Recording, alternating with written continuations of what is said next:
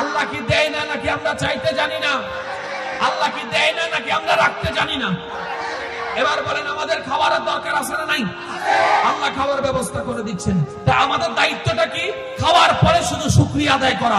আফসোস আমাদের জন্য, খাওয়ার আগে বিসমিল্লাহ বলতে মনে থাকে না, খাওয়ার শেষে শুকরিয়া আদায় করতে মনে থাকে না। আমাদের শরীরের সুস্থতার জন্য ঘুমের দরকার। এক রাতের ঘুম শতদিন দিয়ে অভ্যাস না। ওই রাতের ঘুমের ব্যবস্থা করে দিচ্ছেন কে? আল্লাহ পাক বলে যে ঘুমের ব্যবস্থা আমি করে দিব।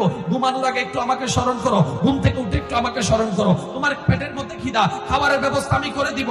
খাবারের আগে আমাকে স্মরণ করো, খাবারের পরে আমাকে স্মরণ করো। বান্দারে, তোর যা দরকার, যখন দরকার, যেভাবে দরকার, আমি রব তো আছি। তোর টেনশনের দরকার নাই, আমি ব্যবস্থা করে দিব। তুই শুধু মন থেকে আমাকে একটু স্মরণ করতে থাকবে, আমি আল্লাহ এটাতেই খুশি হয়ে যাব। ওই আসল বন্ধুর দিকে একবার খেয়াল করেন না, যিনি হচ্ছেন রব্বুল আলামিন। তাকে আমরা কিছু দিতে হয় না, তিনি উল্টা আমাদেরকে দেয়। উনি রহমান হয়ে রহমত করেন, রহিম হয়ে দয়া করেন, গফফার হয়ে ক্ষমা করেন, সাত্তার হয়ে আমাদের দোষগুলা, আমাদের পাপগুলা, আমাদের অন্যায়গুলা যেগুলো প্রকাশ হয়ে গেলে সমাজে মাথা দেখাতে পারবো না, চেহারা দেখাতে পারবো না, লজ্জায় মাথা নিচু হয়ে যাবে। সত্তার হয়ে ওই রব বন্ধু সব দোষ গোপন করে আমাদেরকে ইজ্জতের সাথে বসবাস করার সুযোগ দিচ্ছে। সুবহানাল্লাহ। আল্লাহ, আমার উম্মতের হায়াত কম, গুনাহ বেশি, তারা যাবে জাহান্নামে, আমি কিন্তু জান্নাতে ঢুকতাম।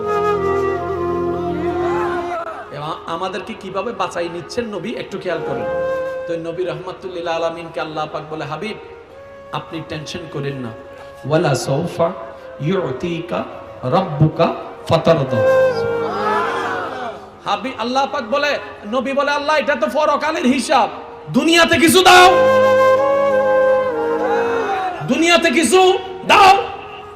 এবার বলেন আল্লাহ, আল্লাহ কি বলছেন? হাবিব আপনার উম্মতকে জানাই দিবেন, যতই গুনাহ করুক না কেন, মন থেকে যদি তওবা করে একবার, আমি আল্লাহ সারা জীবনের গুনাহ মাফ করে দিতে রাজি আছি।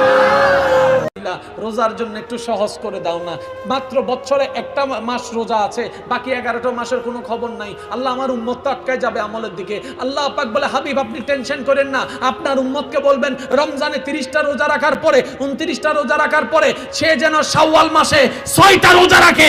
যে 6টা রোজা রাখবে, আমি ফেরেশতাকে সুপ্রিম কোর্টের রায় ঘোষণা করে দিলাম, সে যেন 365 রোজার সওয়াব লিখে দেয়।